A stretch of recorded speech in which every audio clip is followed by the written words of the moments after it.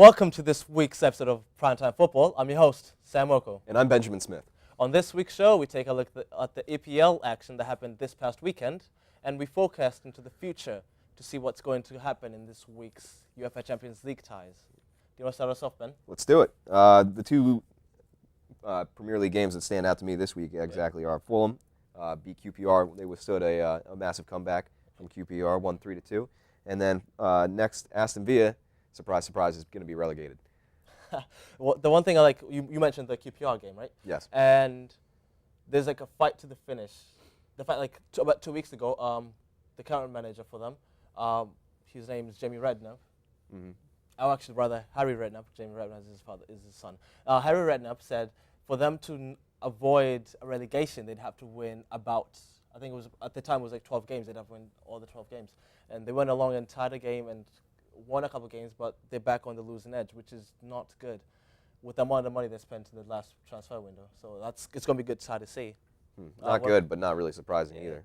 What other matchups stand up to you? Well, Man City blew out Newcastle, a strong showing for a strong team. Mm-hmm. I hate to say it, but the Magpies, they are bad. They are officially not a good team this year. They have been decimated by injuries, and obviously the Demba transfer hurt them a lot. He was a focal point of that offense, and quite frankly, I don't know what I see in the future for the Magpies. They have Cisse, though. That's something. Sure, and they do have a core group of strong players. Unfortunately, a lot of those players are prone to injury. Harlem Ben Arfa and I think the one thing that really added to it is the fact that due to how well they did last season, they made it to the Europa Champions League. Absolutely, and this season is a step down. No, it's not even that. It's the fact that due to that they played a lot more games that they would have, because if they were in I hate to say this, but if they never did that well before, they'd only have to worry about, like, let's say the Carling Cup. They don't only have to worry about 3 tournaments. Now they have to worry about 4 tournaments, and that the fatigue factor kicks in because the players are not used to playing that much, even though they're professionals. Sure. Unfortunately, that's kind of the hallmark of a good team, though, is that they play a lot and that they are involved in so many different leagues. And I mean, if they're not up to playing that standard quality of football, then they don't belong in the top tier teams, frankly. All right. One of the matchups actually stands out to me is Tottenham winning 2-1. Yeah, and this is a team that has a low goal differential, and not really too surprising that they beat Swansea, but just the way that they did, they should be blowing these kind of teams out. I feel they should. But but I mean, it's still a quality win. It's a quality win, but I'm thinking of it in terms of the fact that right now they're in due to that win, they were in 4th place, and due to that win, they kind of pushed Chelsea down, and now they're in 3rd place. And I'm thinking of it in terms of it's the end of the season right now, or it's nearing the end of the season, and every single manager right now, if you're at the top of the league, you're trying to secure those European places, the top 4 finish to go into the Champions League football, top 5 finish to go into Europa League football. So, with that being said, I really don't know. I mean, we know Manchester United is going to win it because because of the points they have. They're 77 points. 15 points ahead. Yeah, 15 points ahead. So they'd have to go on they'd have to lose every single game, and the team in 2nd place would have to win every single game for anything to drastic like that to happen, which I don't see happening. But from the teams in 2nd place, which the team in 2nd place right now is Man City, all the way down to 6th place, which is Everton, they're in a limbo phase because any one of those teams can finish in top 4.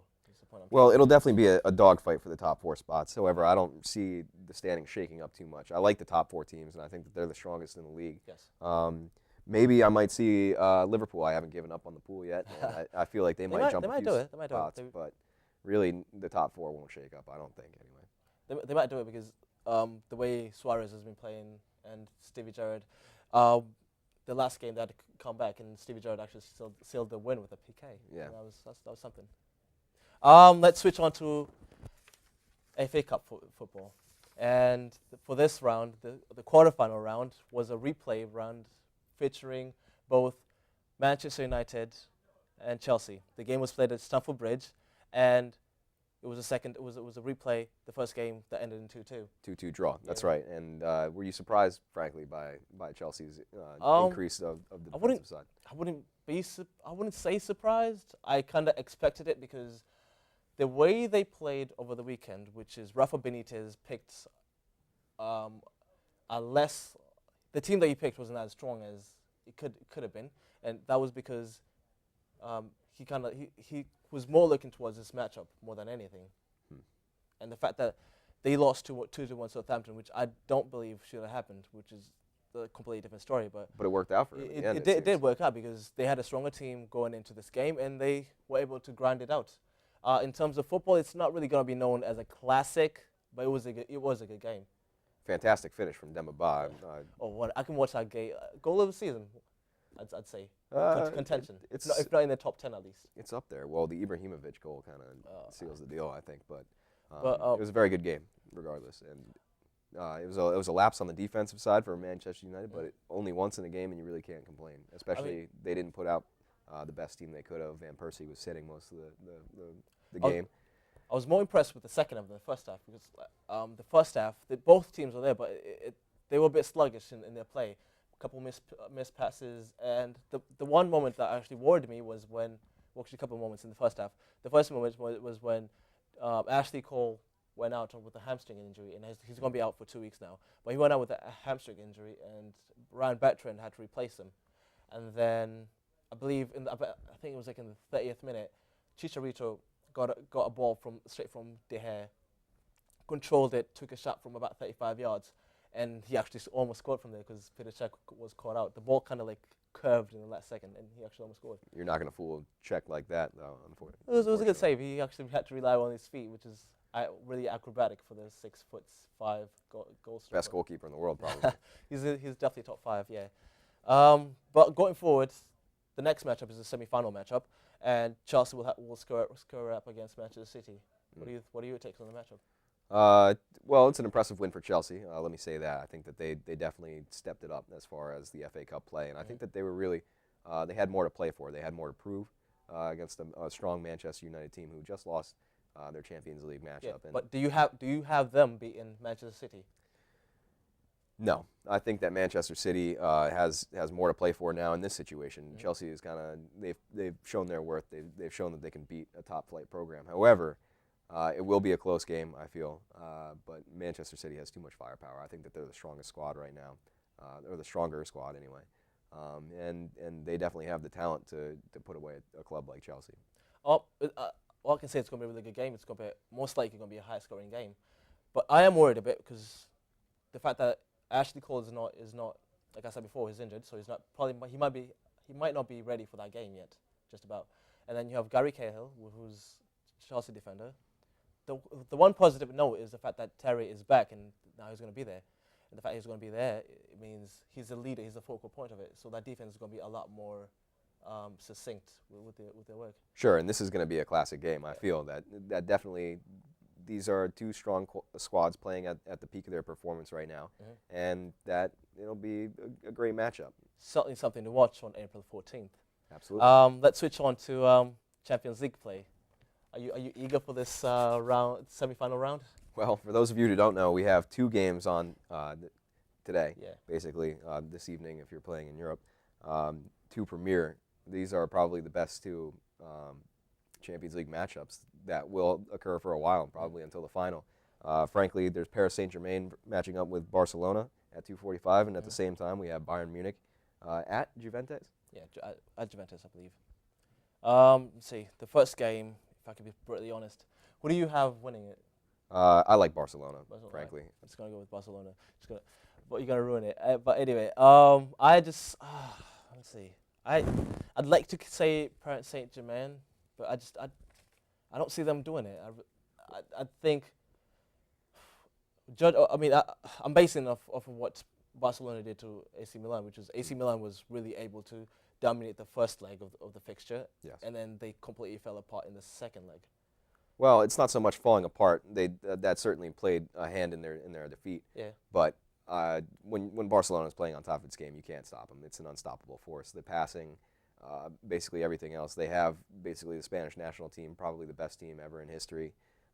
This is a top-tier program. And frankly, all I want to see, honestly, is a Barcelona-Real Madrid final. I'd like to say this: if PSG can limit whoever in this game, whoever controls the midfield, I believe wins the game. Because if you, let's say PSG, if I'm the PSG defenders, if I'm one of the defenders, I'm trying to limit the touches Xavi, Iniesta, and Messi get on the ball, because they are the focal point of that team.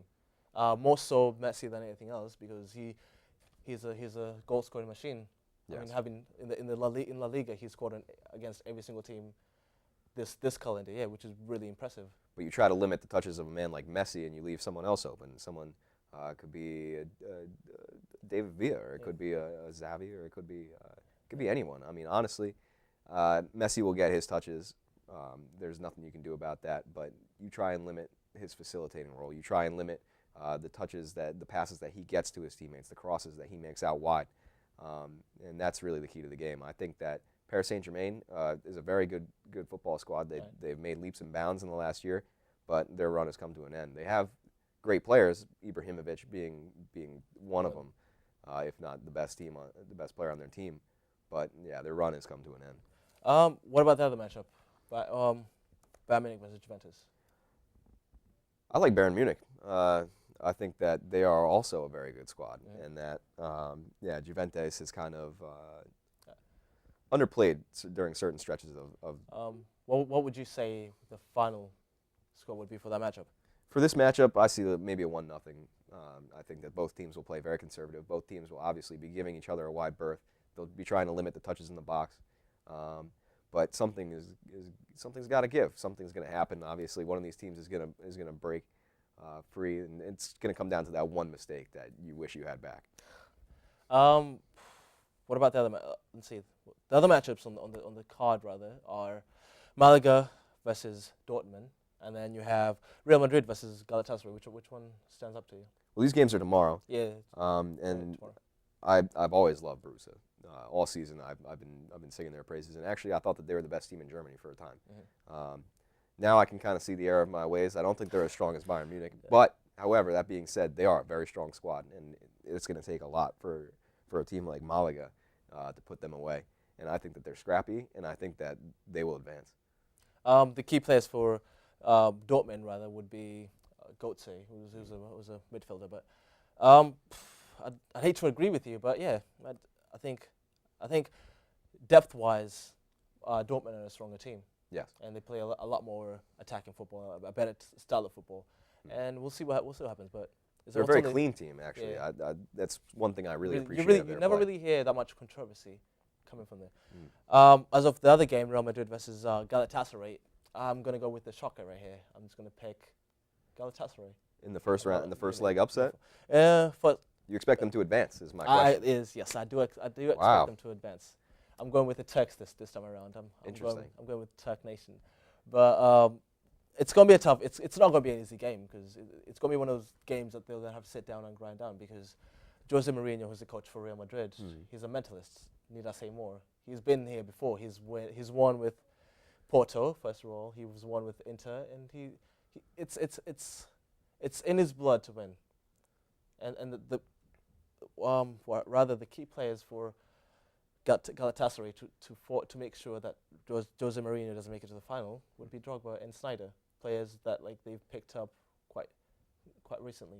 Well, I don't mean to say that they won't be trying, and that the leadership of those two players that you mentioned is very integral to their ability to really compete with a team like Real Madrid. But this is probably the deepest team in the league right now. I feel Real Madrid is rolling right now, and honestly, I don't see them stopping. I think that they've already beat a top-flight program, Manchester United. I feel that they've been there, that they understand what it takes to win, and all I care about is seeing a Barcelona Real Madrid Champions League final. I do feel like every single Real Madrid player has that matchup circled. That's the one thing they're looking towards. And to be honest with you, I'd appreciate it. It would be really good football. It'd be it'd draw in that kind of crowd that it deserves, because you have arguably the two best teams in La Liga. In the world even, maybe. And the one thing, if the matchup did play out that way, the one thing I would look forward to is to see what what happens in the final. Because if Real Madrid fans win the final, there'll be more of an uproar than in the current years, because in terms of Champions League play, Barcelona has been dominating, but that hasn't been the case this year, because even in domestic football, rather, Real Madrid has been winning. They won the couple of the Clásico, and they won in the Copa del Rey. So that's something, isn't it? It'll be a good matchup regardless. I like both of these teams, and Galatasaray has made long strides in where they've come from, and it'll be fun to watch. Well, with that being said, that is all we have for you on this week's show.